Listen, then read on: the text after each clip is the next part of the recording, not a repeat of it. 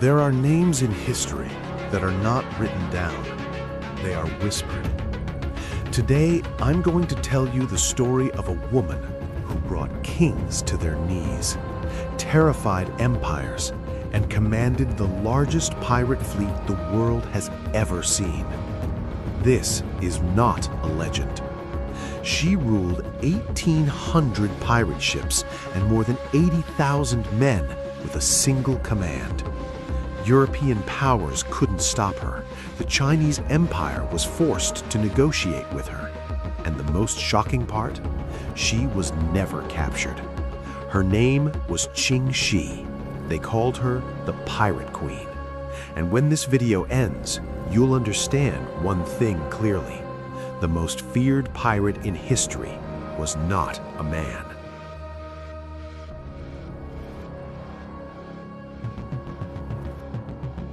A silent life that began by the sea.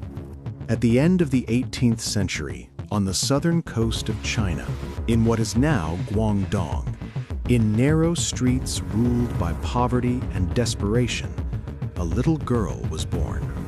We do not know the name she was given at birth. History remembers her only by the name she earned later, Qing Shi. As a young woman, she had no real choice for survival. She began working in a floating brothel, a dark world anchored at sea, frequented by wealthy merchants and sailors. But Qing Shi did not use only her body there. She used her mind. She listened. She observed the powerful.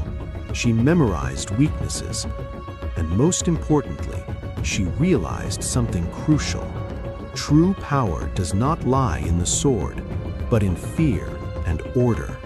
A deal made with fate.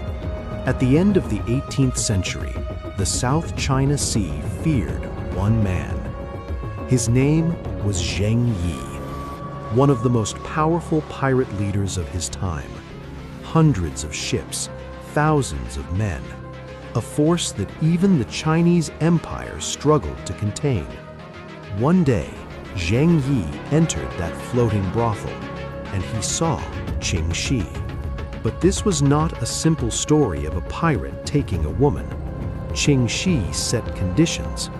Her terms for marriage were clear: shared leadership, equal division of loot, and a voice in all decisions. A woman from a brothel laying down terms to the most powerful pirate of the era. And Zheng Yi accepted them. That was the moment the balance of the seas changed, when piracy met rules. The moment Qing Shi entered piracy, she saw the truth. This world was chaos, no rules, no discipline, no loyalty. And chaos never lasts. So Qing Shi created the harshest and most systematic pirate laws in history. Punishments were absolute. Disobeying orders, beheading. Hiding loot, death. Rape, immediate execution. Harming captive women, beheading. Yes, this was a pirate fleet, but it was also a military order. Her men feared her, and at the same time, they worshipped her. Because Qing Shi was fair, the rules applied to everyone, even the strongest captains. One death, and the true owner of the throne. In 1807, everything changed. Zheng Yi died in a storm off the coast of Vietnam, and the same question echoed everywhere. What happens now? In the pirate world, a power vacuum means blood, but Qing Shi gave no one time. Days after her husband's death, she gathered the entire fleet and declared, "This fleet is mine." There were objections, there were doubts, there were no survivors. Through a strategic alliance with Zheng Yi's adopted son, she secured both political and military power. And then, the greatest pirate empire in history was born. The Red Flag Fleet. Over 1,800 ships, nearly 80,000 pirates, stronger than the Chinese Navy itself. From that moment on, Qing Shi was no longer a pirate. She was an empress. Villages paid her tribute. Trade routes bent to her will. Imperial ships turned back at her command. For the Chinese Empire, one truth remained: we cannot stop this woman. But the real fear had only just begun. Because Qing Shi now had a single goal: to completely control the seas. And how she planned to do it, no one could predict. One woman against an empire. By now, one thing was undeniable. This was no ordinary pirate threat. This was a state-level power. In the South China Sea, ships changed course. Merchants stayed in port for months. Villages checked Qing Shi's lists instead of imperial tax records. For the Chinese Empire, this was unacceptable. But they still didn't fully understand what they were facing: a shadow state at sea. Qing Shi turned piracy into governance. Every ship had records. Loot was documented. Punishments were absolute. There was no chaos in her fleet. There was discipline. And discipline was stronger than fear. If a pirate tried to escape, even the village that hid him was erased from the map. People feared Qing Shi, but they also sought her protection because she kept her word. The empire's first move. The Chinese Empire finally acted. Warships were prepared. Soldiers were gathered. The plan was simple: crush the pirates with numbers. But the sea does not care about plans. Qing Shi split the imperial fleet, lured them into narrow waters, used the wind to her advantage. And then, one morning, not a single imperial ship returned. This was not just defeat, it was humiliation. Even Europeans backed down. China was not alone. The Portuguese navy entered the conflict with modern ships and powerful cannons. But Qing Shi had one advantage: she knew the sea like her home. After months of fighting, the Portuguese withdrew.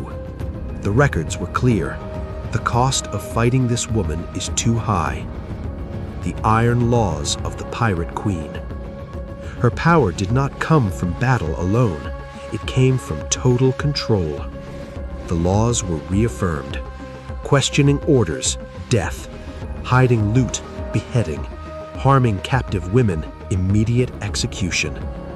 For the first time in history, women felt safer within a pirate fleet. That is why her name inspired not only fear, but respect. The empire's final option.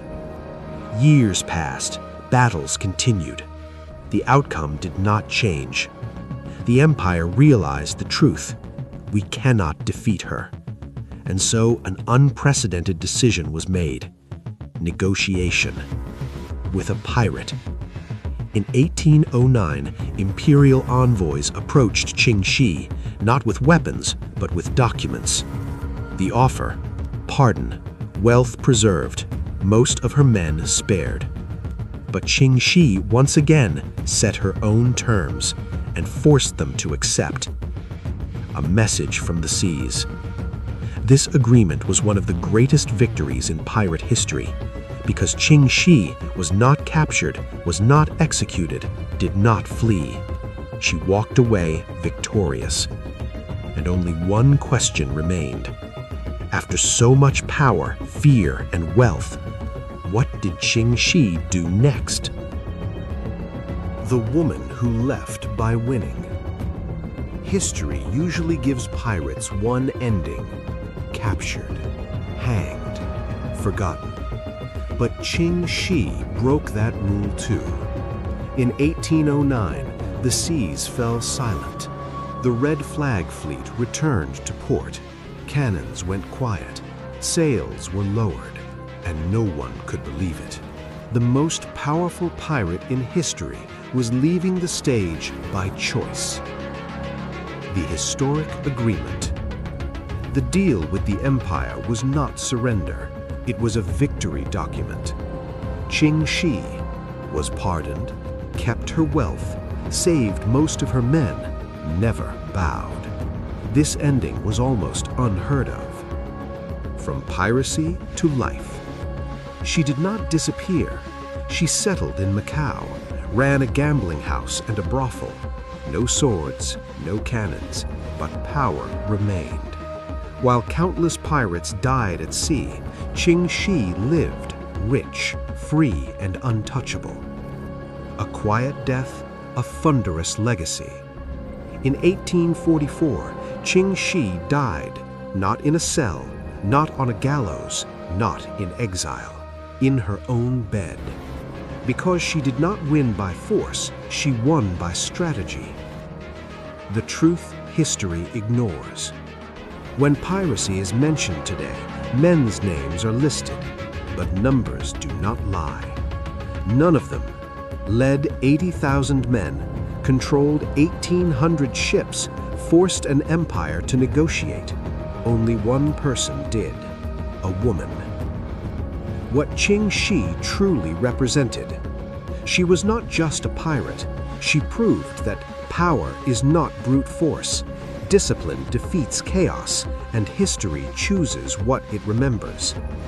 If pirate legends still matter, if the sea still whispers of fear and freedom, one name must never be forgotten. Qing Shi, Queen of the Seas, the most successful pirate in history, and perhaps the only pirate who never lost.